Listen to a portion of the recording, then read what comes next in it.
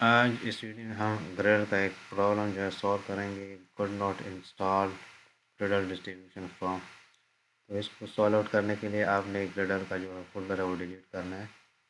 तो आपने जाना है सी भी आप डिलीट कर सकते हैं, लेकिन आपने जाना है डॉक्यूमेंट में।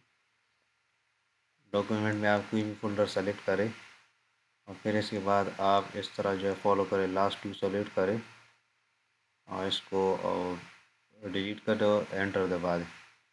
तो यहाँ से आपने जो ग्रेडल का फोल्डर है इसको डिलीट करना है। तो ये डिलीट हो रहा है अभी।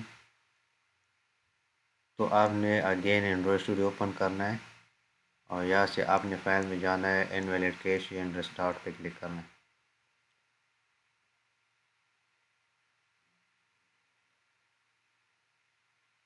तो ये जो है रिस्टार्ट हो जाएगा एंड्रॉयड स्टूडियो और ग्रेडल जो है वो डाउनलोड हो रहा है अभी।